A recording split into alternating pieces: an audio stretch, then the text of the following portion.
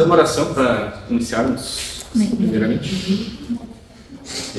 Senhor Deus, obrigado por esse momento aqui. Eu agradeço, sou muito grato por esse novo local aqui da Aliança de Porto Alegre.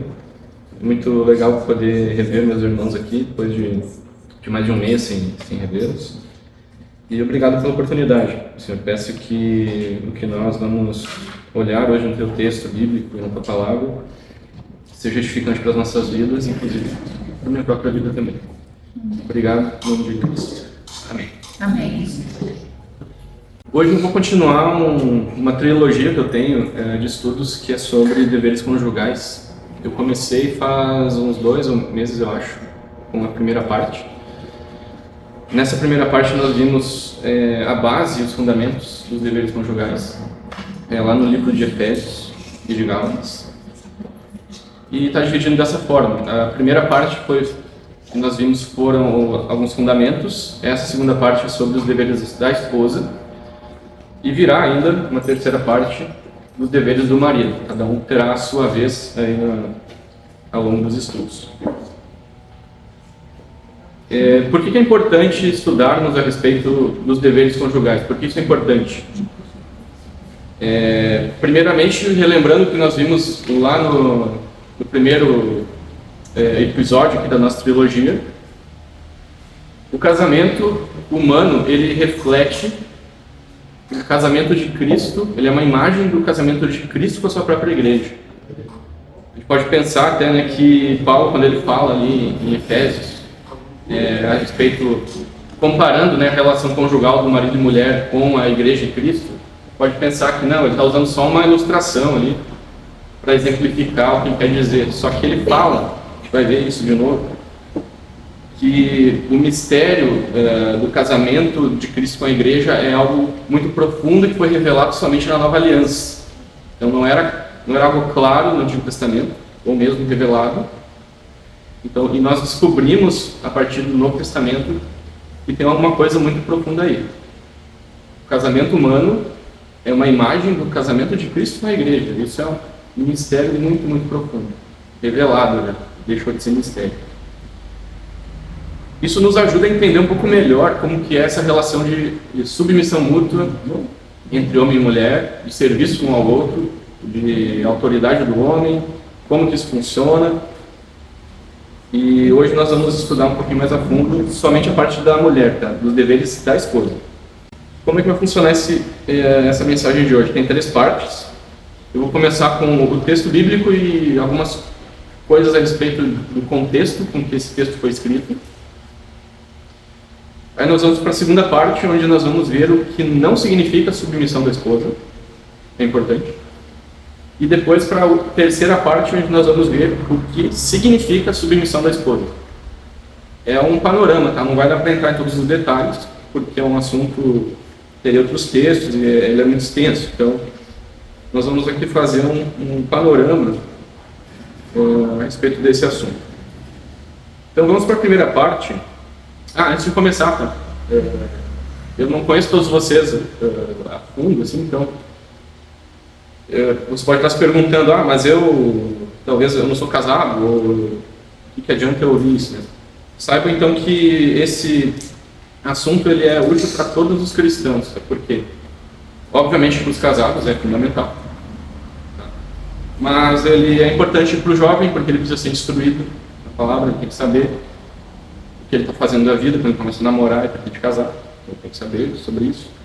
E se o jovem, seja na fé ou em idade, precisa de instrução, precisa quem instrua. Não necessariamente alguém casado somente deve instruir os outros a respeito de casamento, porque Paulo não era casado e instruía a respeito de casamento. Então aí já cai a primeira falácia que se tem, né, que hoje em dia se acredita em alguns lugares, que para eu ter autoridade para falar alguma coisa, primeiramente eu tenho que ter experiência naquilo. Então, de certa forma, não poderia falar ninguém poderia falar sobre casamento, nem mesmo Paulo, se não fosse casado. E isso não é verdade, tá? Porque desde que se instrua a respeito da Bíblia, a Bíblia é a nossa referência, seja quem for que pregue. Tá? Então, sim, mesmo que você não seja casado, não seja o seu contexto atual, pode sim ser útil na instrução de algum adolescente que virá em breve, uma pessoa que vai precisar dessa instrução, ou mesmo em outras circunstâncias da vida que não dá para prever, certo? Bom, primeira parte, vamos analisar o mais importante, que é o texto bíblico, e também nós vamos dar uma olhada no contexto dele. O texto é de Efésios, capítulo 5, versículos 15 ao 24. Vamos ler outros na sequência, mas esse é o principal. Vamos abrir lá em Efésios, capítulo 5, do 15 ao 24. Enquanto vocês abrem, normalmente em estudos a respeito de deveres conjugais se começa lá pelo versículo 21, versículo 20, 22. E eu acrescentei de propósito essa parte anterior, desde o versículo 15, porque no meu entendimento, do que eu analisei e estudei a respeito, Paulo começa a falar sobre esse contexto de plenitude no Espírito Santo. Ele começa a falar sobre os deveres dos cristãos em todos os relacionamentos que a gente tem uns com os outros, e dentro desse guarda-chuva vai estar os deveres conjugais, tá? Então é importante a gente ler desde o 15. Eu vou ler, tá? Tenham cuidado com a maneira como vocês vivem, que não seja como insensatos, mas como sábios, aproveitando ao máximo cada oportunidade, porque os dias são maus.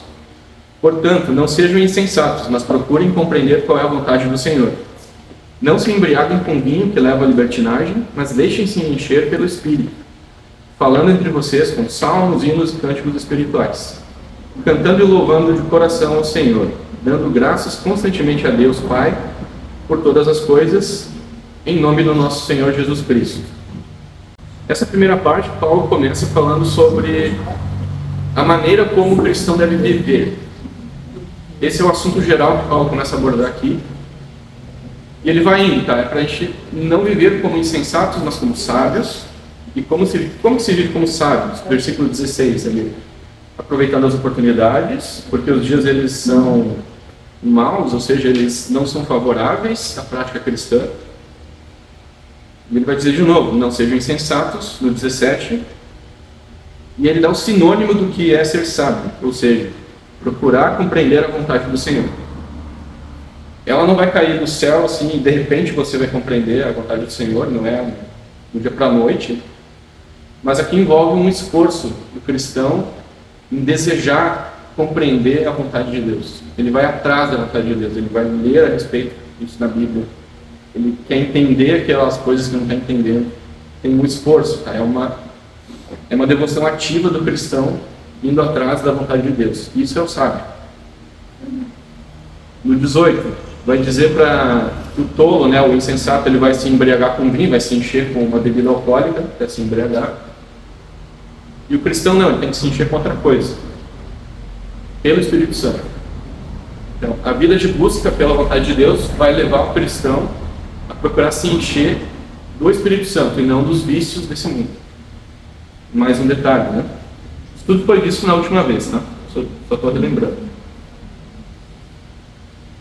E aí vai dizer, né, no convívio da igreja, que a gente vai se reunir como aqui hoje, a gente vai cantar salmos, hinos, cânticos, cantando e louvando de coração ao Senhor, dando graças, em nome do nosso Senhor Jesus Cristo. Bom, e aí ele continua no versículo 21, que é uma consequência já do que ele está dizendo. Sujeitem-se uns aos outros por temor a Cristo. Tá? Em geral, assim. Então, ou seja, todo cristão tem que ter uma vida de submissão em algum ponto.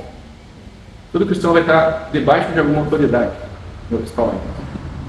E a vida em igreja é uma vida de submissão mútua, porque a gente não está aqui para nos servir, né? A gente está aqui para servir o próximo. Daí ele começa a entrar primeiro na parte do matrimônio. Mais para frente ele vai falar de outras partes, desde criação de filhos, deveres entre servos e mestres. Então, o cristão ele tem uma vida transformada a ponto de que todos os seus relacionamentos, casamento, filhos, trabalho, vida em comunidade na igreja, são transformados. E ele começa pelas mulheres, cara. Vai vir a vez dos homens, é claro. Ele vai começar pelas mulheres. Versículo 22, ali ele vai dizer, continuando agora: mulheres, sujeite-se cada uma a seu marido, como ao Senhor. Pois o marido é o cabeça da mulher, como também Cristo é o cabeça da igreja, que é o seu corpo, do qual ele é o Salvador. Assim como a igreja está sujeita a Cristo, também as mulheres estejam em tudo sujeitas a seus maridos. Eu vou pular a parte dos maridos, vou lá para o versículo 32 agora. Vai dizer assim: este é um mistério profundo, refiro-me, porém, a Cristo e à igreja. Portanto, cada um de vocês também ame sua mulher como a si mesmo, e a mulher trate o marido com todo respeito. Paulo está colocando aqui como referência nada menos do que a grande e misteriosa revelação da união de Cristo com a igreja, com seus salvos. E essa é a referência do casamento. Isso é um ponto muito forte aqui, né? Porque se você observar no Antigo Testamento como eram os casamentos, aí parece muito estranho, né? Por exemplo, pessoas que são elogiadas lá em Hebreus como os exemplos de fé, tinham concubinas, fizeram um monte de coisas feias, digamos assim, na vida deles, né? Nesse sentido. Reis tiveram várias esposas, várias concubinas, uma vida moral meio estranha, o padrão que a gente tem no Novo Testamento. Então, aquele tipo de casamento não era o adequado. E agora vem a nova aliança, o Novo Testamento, e nos dá, por meio dessas cartas aqui, o real fundamento do casamento. União de Cristo com a igreja. Se nós partirmos desse fundamento, é difícil nós errarmos, ou em outras palavras, se torna mais fácil o convívio no lar e fazer direito os nossos papéis como marido ou como esposa, para a glória de Deus. Vamos seguir com mais alguns detalhes em Colossenses, capítulo 3, versículos do 16 ao 18. Porque aqui, além da plenitude no Espírito Santo, além de a gente se encher com o Espírito Santo, além de a gente deixar ele nos controlar, tem mais um detalhe, tá? Que é o que está aqui em Colossenses, versículo 16, ali no capítulo 3, vai dizer: habite ricamente em vocês a palavra de Cristo, ensinem-se e aconselhem-se uns aos outros com toda a sabedoria, e cantem salmos, hinos e cânticos espirituais com gratidão a Deus em seu coração. Quase a mesma coisa, né, no texto. Versículo 17 também. Tudo que fizerem, seja em palavra ou em ação, façam no nome do Senhor, dando por meio dele graças a Deus Pai.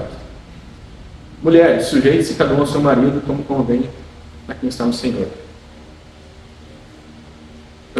Além de se deixar de encher pelo Espírito, nós temos que também ter a palavra de Deus habitando em nosso coração ricamente. Não de maneira pobre, mas rica. Tanto a palavra em nosso coração quanto o Espírito Santo, eles nos capacitam para fazer coisas que, por causa do pecado, seriam impossíveis. A própria palavra submissão nos dias de hoje assim, é um palavrão, né? Então ninguém vai gostar se você sair falando por aí. Que qualquer um tem que ser submisso, especialmente as mulheres, em alguns contextos de hoje, aí no mundo. Você vai ser cancelado, vão dar um dislike lá no seu Facebook, se você mencionar que alguma tem que ser submissa em alguma coisa. Você pode ter problemas com isso, dependendo do contexto. E infelizmente essa palavra submissão pode soar muito estranho nos nossos ouvidos, porque ela entra em choque com alguns pecados que a gente pode ter ainda, ou com alguma falta de compreensão das Escrituras. O objetivo é que a submissão do cristão não seja uma palavra estranha, mas seja um desejo que ele busca de maneira constante. Ele quer fazer aquilo, né, em honra e glória ao seu Deus. Eu vou destacar aqui no versículo 18, né, que aqui só vai dizer, né, em Colossenses, que a mulher tem que se sujeitar ao seu marido como temor o Senhor. Ele só diz isso em Colossenses. E vamos para o último versículo que eu vou usar hoje, que está lá em Gênesis 3:16, que é necessário para nós compreendermos o contexto bíblico aqui do que Paulo está nos trazendo. Gênesis 3:16 é o relato da queda da humanidade, lá no Jardim do Éden, e nessa parte aqui Deus está declarando as maldições, declarou para a serpente, declarou aqui para a mulher, vai declarar para o homem, as consequências do pecado que eles cometeram, e que estão aí até hoje. Aqui eu vou pegar só da mulher, no próximo estudo vai ser a vez do homem, né? Eu vou pegar a parte dele. Gênesis 3:16 vai dizer assim, a mulher ele declarou, multiplicarei grandemente o seu sofrimento na gravidez, com o seu sofrimento você dará à luz filhos, seu desejo será para o seu marido e ele a dominará. É muito interessante o que está acontecendo aqui,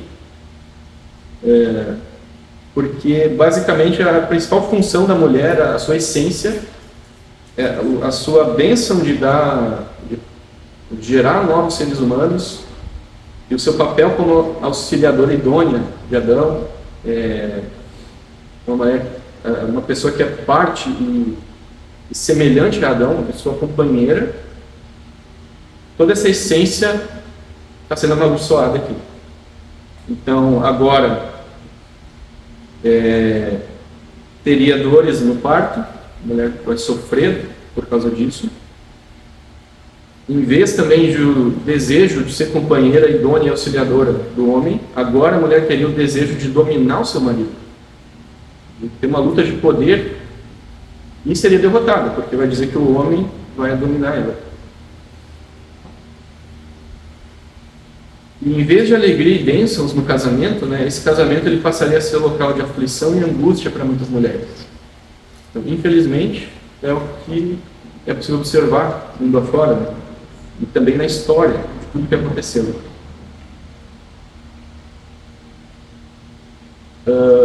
Por meio de Cristo, essa maldição original lá do pecado de Adão e Eva é parcialmente quebrada, porque agora, na era da igreja, é possível que isso aqui não seja totalmente verdade. Claro, dores de parto, eu sei, parece ser uma coisa que não vai mudar, mas é possível ter casamentos que vão começar a desfrutar da bênção original lá da criação. Então é possível ter casamentos em que a mulher vai conseguir ser realmente a companheira que o homem precisa, e vai ser feliz com isso, vai buscar isso. E vai ser possível ter casamentos em que o homem não vai exercer domínio hostil sobre a mulher. Ele vai ser um líder amoroso e sacrificial. Então, isso, porém, só é possível por uma obra sobrenatural de Cristo no coração, tanto do homem quanto da mulher. Nós vamos ver isso mais à frente. Eu quero trazer também aqui um contexto histórico, tá bem rapidinho, do que estava acontecendo na época, aí quando Paulo escreveu esse texto. Paulo estava preso em Roma, aqui, quando ele escreveu a carta de Efésios. A gente tem que dar uma olhadinha no Império Romano, tá? Ou seja, na civilização romana, para a gente poder capturar ali algumas coisas.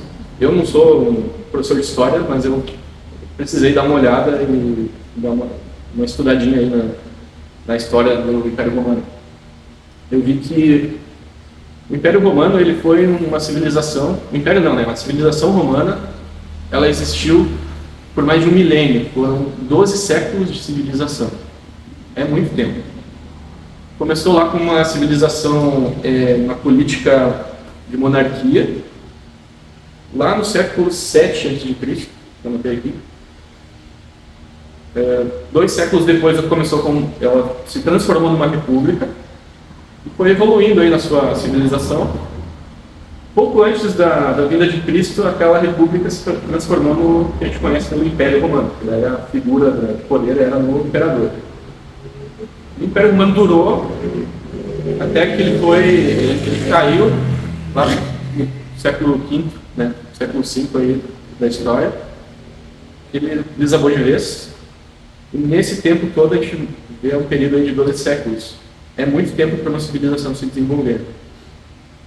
O interessante é que o direito ocidental que a gente usa, o direito que eu digo é os princípios das leis que a gente tem hoje aí na parte jurídica, costuma-se dizer que ele tem as suas bases lá no direito romano desse período aqui. Foi desenvolvido durante esse período. E também foi em Roma que ocorreu a evolução jurídica do casamento. Isso é muito interessante.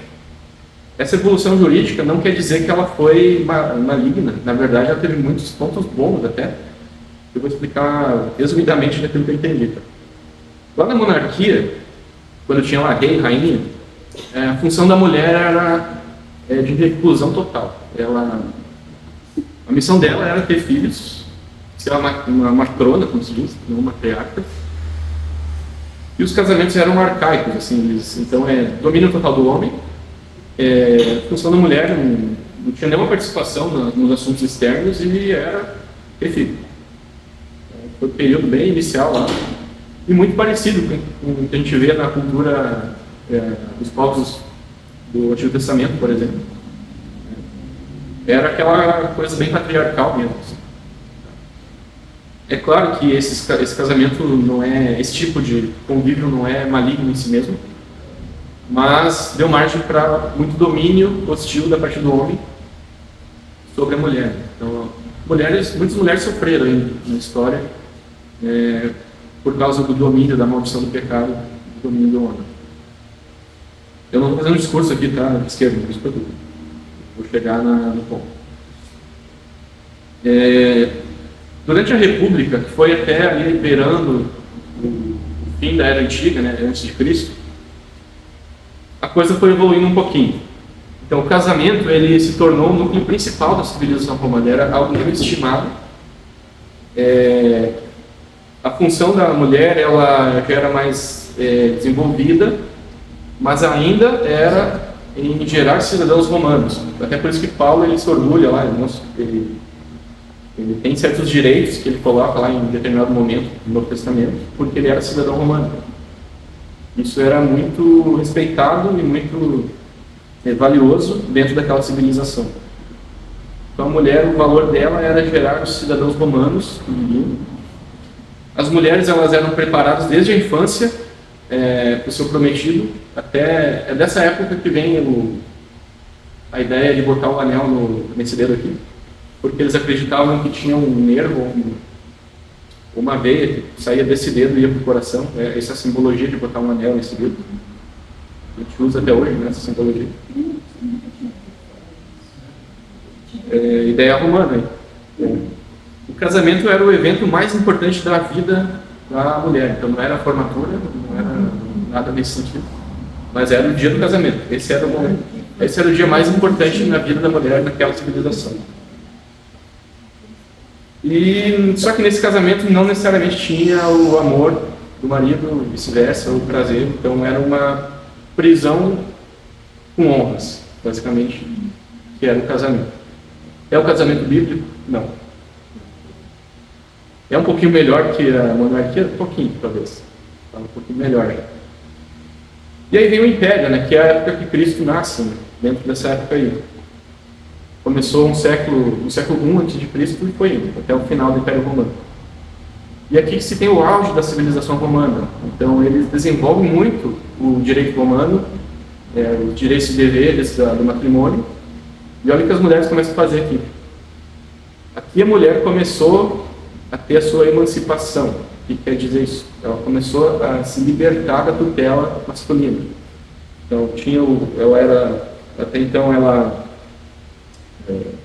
virar adulta, ela estava sob a autoridade de seus pais. E antigamente, aqui na forma primordial de casamento, ela sempre ia estar sob uma autoridade. Se não era dos pais, era do marido. Por aí vai. E aqui começou a ter, talvez pela primeira vez na história, eu acho, a emancipação da mulher, que significa que ela poderia não estar sob a tutela de um homem. Certo? E começaram a achar isso nas brechas da lei romana. As próprias brechas da lei foram encontrando ali gradativamente como se libertar. Elas conquistaram o direito ao divórcio durante esse período, conquistaram o direito de administrar seus próprios bens, elas se tornaram, participaram da vida política, tiveram lideranças políticas. A sociedade romana, então, ela passa a encarar mais para frente a mulher como um par equivalente ao masculino, isso mais para frente. E aí, até principalmente quando Roma, quase no fim do Império Romano, que a religião cristã é adotada como a religião oficial, a gente vê aqui e ali muitos princípios cristãos influenciando o próprio direito romano. Não estou falando do divórcio, até porque a Bíblia é contra. A Bíblia dá algumas, apesar de ser contra, a Bíblia dá algumas exceções para o divórcio, como é descrito no assunto de hoje. O que eu quero dizer com isso, tá? É que o texto de Efésios foi escrito nesse contexto aí, com a emancipação da mulher lá na civilização do Império Romano. Qual que era o problema, tá? É ruim a mulher ter conquistado isso e ter sofrido menos? Não acho que seja. Acho que houve alguma... Quando diz ali, né, que a civilização começou a ver homem e mulher como um par equivalente, eu vejo aí uma pitada aí de princípio cristão influenciando o mundo, trazendo valor tanto para homem quanto para mulher. Mas quais são os problemas aí que aconteceram? É que daí tem os extremos, né? Então, essas mulheres, a tendência começaram a fazer algo similar, talvez, que a gente vê hoje o feminismo fazer, com algumas condutas extremas de não querer ser igual ao homem, mas ser contra o ser masculino. E aí Paulo ele exorta isso, que a gente acabou de ler, nesse contexto. Paulo escreve isso numa civilização que as mulheres estão lutando lá para se emanciparem. E aí vem Paulo e fala, vou repetir, né, diz no texto: mulheres, sujeitem-se cada uma a seu marido como ao Senhor. Como isso vai soar no ouvido do Império Romano? Né? Pois é, mas ele diz. Paulo era contra a emancipação, não diz, em lugar nenhum. Mas ele vai dizer que no casamento, algo muito valorizado pelos romanos, existe a submissão da esposa pelo marido. Isso não é cultural. Não era cultura, era uma contracultura, porque vem de um princípio muito mais profundo, o casamento de Cristo com a igreja. Ou seja, válido até os dias de hoje. Eu passei um bom tempo aí para pegar esse contexto, porque isso nos ajuda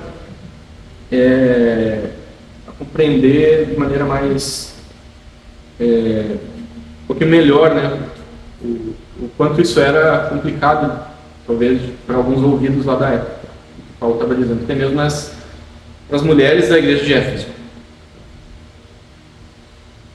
Eu vou para o ponto 2 agora, hein? Vamos ver o que submissão bíblica da esposa não significa.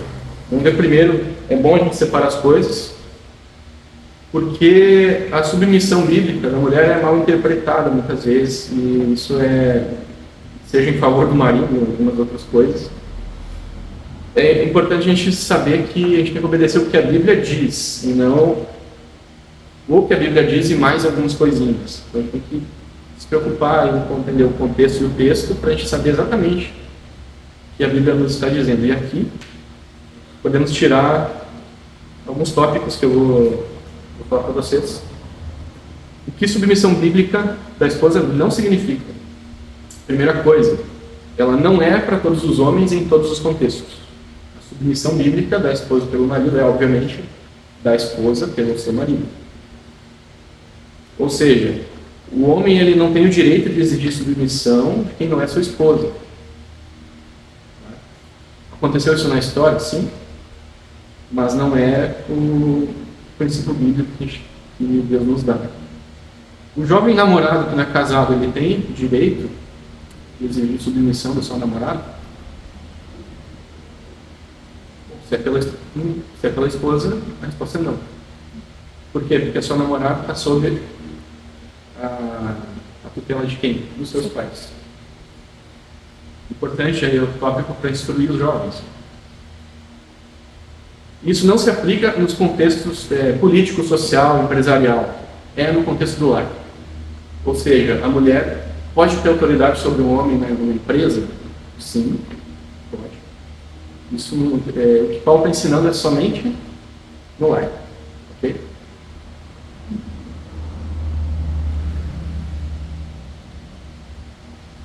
Outro ponto é a submissão bíblica. Ela não é uma responsabilidade exclusiva da mulher. Então, o que quer dizer com isso? Alguns homens podem pensar que não, submissão é algo só da mulher, o homem nunca se submete à sua esposa. Isso é verdade? Não é verdade. A mulher tem que ser submissa, sim. O homem, como sua função, o homem pode se submeter, se deixar submeter, também pode, mas não em questão de função no lar. Tá? O homem, todos nós vivemos debaixo de autoridade, então a submissão é um resultado de uma vida cristã plena do Espírito Santo e com riqueza da palavra de Deus. Então, vamos pensar numa porta, assim, que a família é uma porta com dobradiça, com fechadura, abre e fecha, né? Uma família que não tem submissão mútua, cada um exercendo sua função ali, é como se fosse uma porta rangendo ali, faltando um pino, ou alguma coisa nesse sentido. Então, todos têm uma função no lar para que ele funcione de uma maneira adequada. A submissão da mulher é em relação à sua função no lar. O homem, e assim como todo cristão, homem e mulher, ele tem que ter uma vida de submissão mútua. Submissão não é ser inferior, mas é abrir mão dos seus direitos. Então não é uma coisa que só a mulher ou só a esposa que tem que ser submissa. Isso também é uma má interpretação. Não significa a inferioridade da mulher. A submissão ao marido, ela é, como eu disse, um aspecto funcional, de função. Deus criou a mulher para socorrer o homem onde ele era fraco. Lembra lá de Gênesis? Adão estava achando complicado dar um nome para os bichos, daí ele notou que não tem ninguém parecido comigo. Ficou triste lá. E Deus fez a mulher para socorrer ele onde ele era fraco. Certo? Então, se a gente vê na Bíblia, até inclusive, a gente tem relatos de mulheres mais corajosas que os homens. A gente vê exemplo lá de Débora e Baraque. Baraque era o líder do exército e estava com medo de ir na batalha. Quem era corajosa no momento era Débora, a profetisa. Deus mandou Débora reunir um exército e ela foi lá falar com o líder do exército israelita. A gente vê na Bíblia isso acontecendo. A gente vê pessoas que comunicavam melhores, mulheres que comunicavam melhores a mensagem de Deus do que seus maridos. No contexto da igreja primitiva, a gente vê lá Priscila e Áquila, por exemplo. Que eram os gregos lá que começaram a igreja, não lembro qual cidade agora. Mas Priscila era ativa e ela comunicava a palavra de Deus com o seu marido. E vemos mulheres mais comprometidas com Jesus do que os próprios apóstolos. Maria e Marta, os apóstolos estavam lá, tinham esquecido já, talvez, da própria ressurreição de Cristo. Estavam tristes lá, enclausurados. E quem que viu primeiro Jesus no túmulo? Foi as mulheres, né? Maria e Marta foram lá. E Jesus se revelou primeiro a elas. Então, de forma alguma, submissão na Bíblia é inferioridade da mulher. Certo? Também é uma má interpretação acreditar nisso. Submissão bíblica não significa escravidão da mulher em relação ao homem. Por quê? Porque Jesus ele é o nosso exemplo de serviço, de liderança. Uma liderança que ela se sacrifica por meio do amor sacrificial.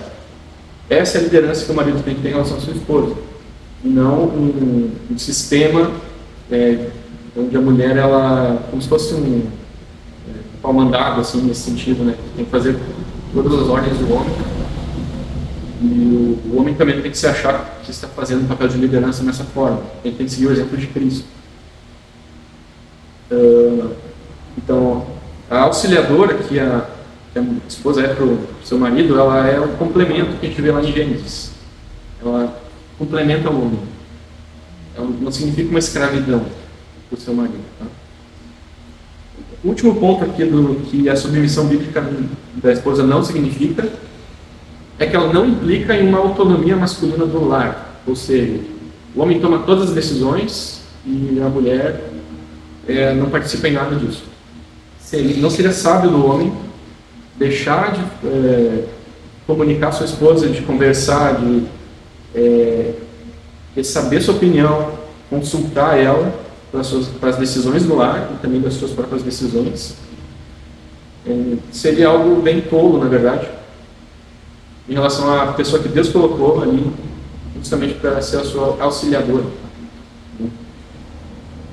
Então, o homem que tem total autonomia e faz o que quer, sem perguntar para sua esposa, sem dar o menor detalhe, ele, infelizmente, não está agindo com sabedoria. Então, a mulher ela é complemento, é amiga, é auxílio, socorro, e uma necessidade que o homem tem de companheiro. Eu acho que vocês não conhecem talvez a minha esposa, a Karen, mas eu acho que sem ela, assim, hoje eu ia estar com diabetes, ia estar com um monte de problema de saúde, assim, porque o quanto Deus usa ela na minha vida, assim, tem usado para me ajudar a servir a Deus e honrar a Deus melhor, assim. Então, tudo que lá em casa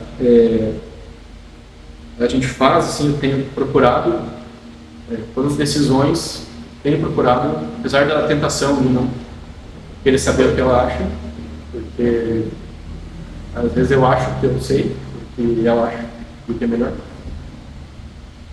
Apesar da tentação, eu tenho procurado sempre consultar ela, sempre conversar a respeito disso, e ela tem excelentes ideias. Ela consegue fazer coisas, muitas delas, muito melhor que eu. Bom, nós vimos até agora, então, o primeiro ponto, que era texto bíblico, vimos alguma coisa do Império Romano, que é o contexto, e nós vimos o que submissão bíblica da esposa não significa. Vamos ver agora o que a submissão bíblica significa. Aí tem só 4 itens e aí nós vamos para o fim.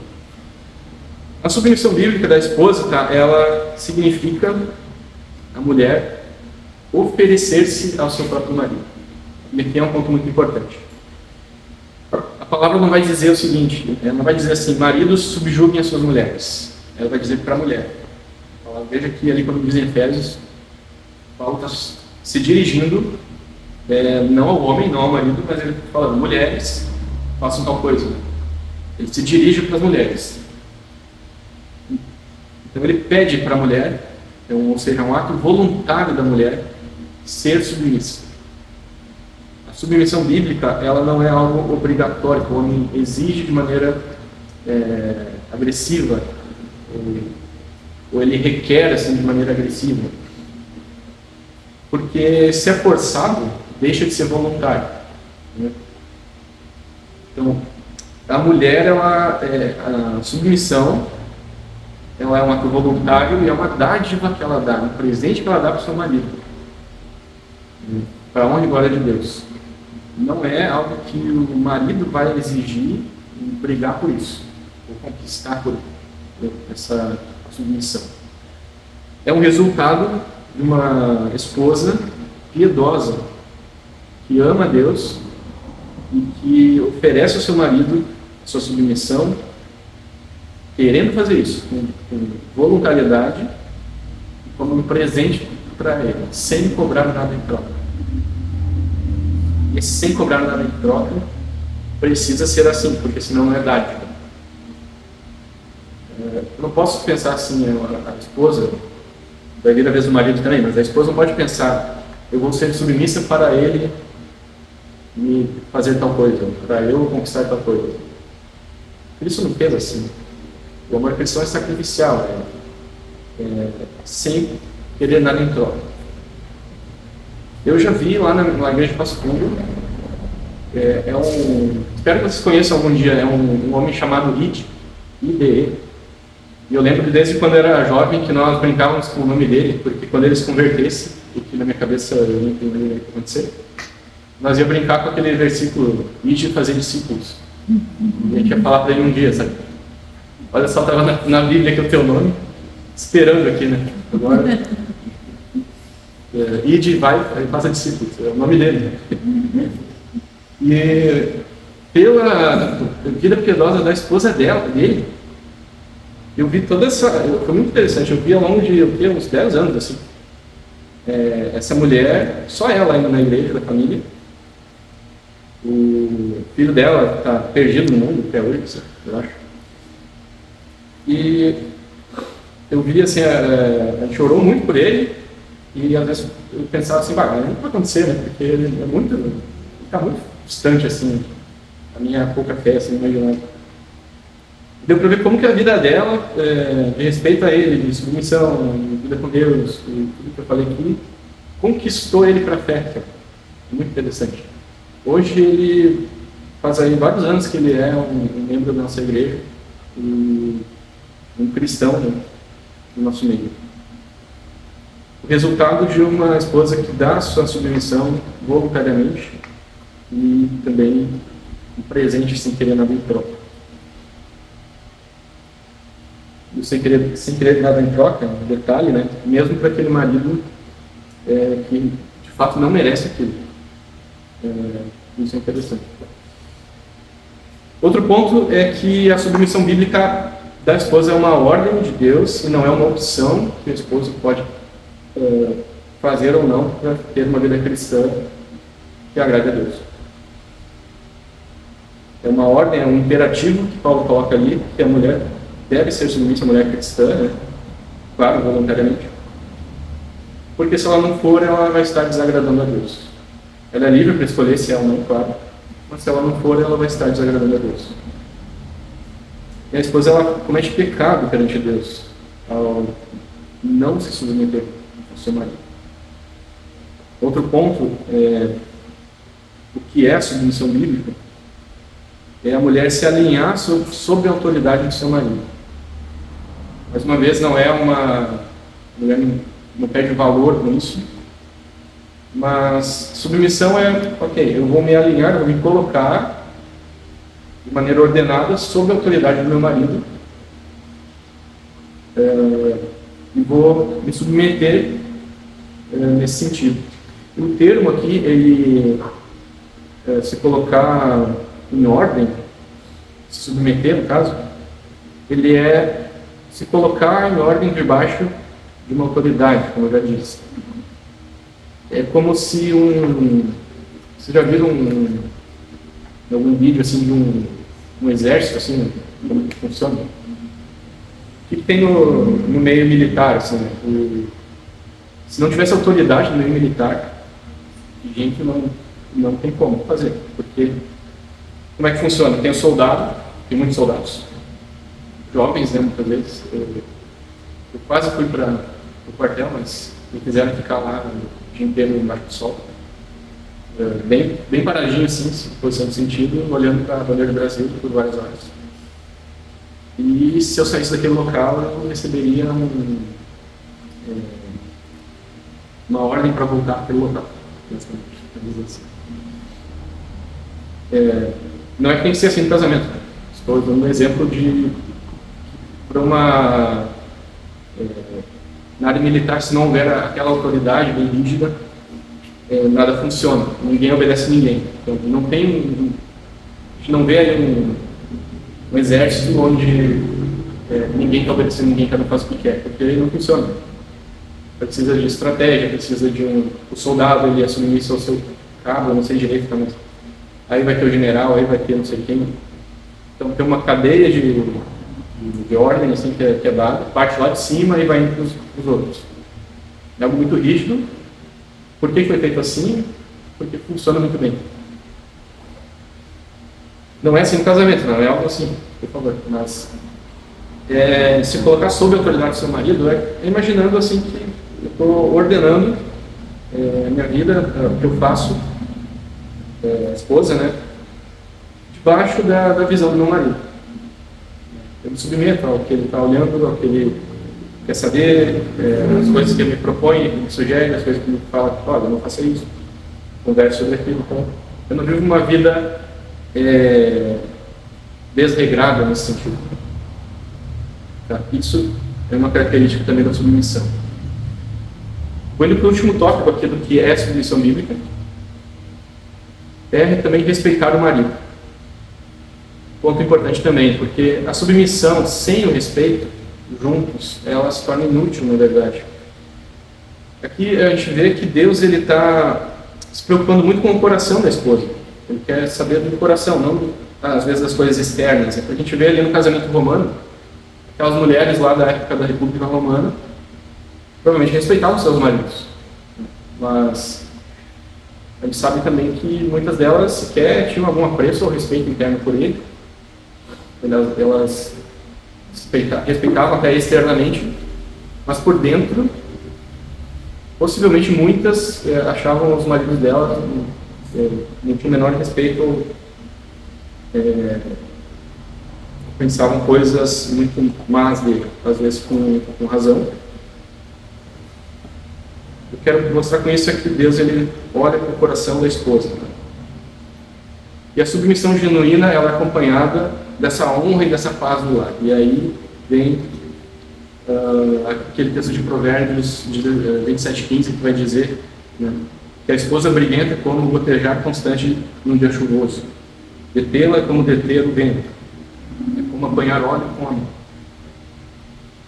O lar ele é um local que tem que ter a honra e tem que ter paz. E a esposa ela é responsável, em grande medida, por garantir essas características no lar. Garantir a honra, ter a paz e a tranquilidade. E não ficar gerando atritos e tensão o tempo todo. Reclamações constantes, às vezes, pode ter razão, claro. Mas aqui está falando daquela mulher briguenta. Ela tem o hábito de brigar todo dia, por coisas mínimas, por às vezes bobagens, e acaba sendo um peso, né? Como se fosse uma goteira na cabeça do marido o tempo todo. Então a submissão bíblica ela tem que ser acompanhada pelo respeito que vai dar essa paz no lar. Eu concluí aqui a segunda parte. Tá? Nós vimos aqui o que submissão bíblica não significa e o que submissão significa. Eu dei atenção muito aqui para aplicações do texto que nós já estudamos hoje, relembramos hoje, estudamos lá da outra vez. Teria muito mais para dizer. Eu quero concluir com algumas palavras. E a gente vê muito, às vezes no meio eclesiástico, né, de igreja, a gente vê a mulher como um exemplo de fé. Assim, realmente a mulher tem uma atitude muito interessante para a fé em Deus. Assim, eu acho que a mulher tem uma facilidade muito maior do que o homem numa vida de oração, sabe? Do que eu já observei, sabe? Dessa mulher que eu citei lá de Passo, por exemplo. Eu até posso dizer por mim que eu desanimo muito mais fácil que a minha esposa na minha vida de oração. Ela é um exemplo para mim. Isso é um exemplo, isso é uma evidência de vida com Deus, sim. Mas eu quero acrescentar mais uma. Tanto para você avaliar na sua vida, ou para você observar na vida dos outros, de outras mulheres, que a vida espiritual de uma mulher, a qualidade dessa vida espiritual com Deus, ela também pode ser avaliada em como essa mulher, ela trata o seu marido. Eu acho que, assim como virar a vez do homem, eu acho que essas coisas, esses relacionamentos no lar são muito difíceis porque vão contra a nossa natureza pecaminosa, contra a nossa carne. E se existe um lar em que a mulher respeita o seu marido, ela é submissa, é um lar de paz e tranquilidade, tem que ter Deus aí no meio, porque é uma coisa muito difícil de acontecer. Acho que é impossível de acontecer sem Deus. E mesmo no meio cristão, é algo que sofre constantes ataques, né, do inimigo. É aí que o diabo atua muito. Outras palavras que eu quero dizer são as seguintes. O matrimônio, lembrando, né, ele reflete a união de Cristo com a igreja, já viu? E nós já vimos que no casamento cristão tem como quebrar parte dessa maldição, ou seja, a gente consegue desfrutar um pouquinho no caso da mulher, de como é ser a companheira idônea para o marido. É possível. Em Deus, pela plenitude do Espírito Santo, da palavra, é possível hoje já viver parte de como era para ser o casamento original. E por último, isso vai requerer uma obra sobrenatural no coração da mulher. Vai contra, né, como nós vimos em Gênesis, o desejo de domínio e outras coisas. E um lar cristão biblicamente saudável, quando isso fecha, olha, imagina aí um lar cristão ideal, assim, né? O marido sacrifica pela mulher, ele ama ela, sacrificialmente, ele instrui a família na palavra de Deus. Eles são devotos, são dedicados, são piedosos. A mulher respeita seu marido. Vai imaginando esse lar aí. Respeita, ela honra seu marido, ela é submissa, não é uma mulher briguenta. Os filhos, né, se houverem, eles são bem instruídos na palavra de Deus, eles aprenderam a obedecer seus pais, eles têm bons valores. Gente, um lar assim é como se fosse uma bomba atômica de sal e luz no testemunho do reino de Deus. É muito forte. Talvez é aí onde tenha o maior ataque do inimigo, né? Justamente para nos impedir de chegar nesse ponto. Então, fecho a palavra de hoje. Vamos orar para finalizar. Senhor Deus, obrigado por esse tempo mais uma vez. Eu agradeço pela tua palavra que nos fala sobre como nós devemos viver em cada aspecto da nossa vida. Tanto do marido em relação à mulher, que a gente vai ver ainda, mas hoje foi da esposa. E eu te peço, eu não sou esposa, é claro, não sei como é viver dentro desse contexto, mas eu coloco diante de ti as nossas famílias cristãs, principalmente, e que possamos ser cada vez mais esse modelo bíblico de amor mútuo, de submissão mútua, de respeito. E pedimos que, por meio disso, o Senhor use muito para que seja aquele testemunho que não tem como refutar para as pessoas que estão perdidas, que elas olhem para as nossas famílias e queiram saber como aquilo foi possível acontecer diante de um mundo aí que hoje simplesmente trata o casamento como totalmente desacreditado e até faz piadas, né, com o contexto de casamento. Que o Senhor nos torne vigilantes para que possamos não desanimar diante das tribulações até que o inimigo nos coloca, e transforme o nosso coração cada vez mais para que sejamos esse tipo de devotos, né? Pessoas que realmente te amam e também aplicam a tua palavra no dia a dia. Agradeço por isso em nome de Cristo. Amém. Amém. Obrigado, pessoal. Eu te bendirei quando tuas bênçãos eu provar.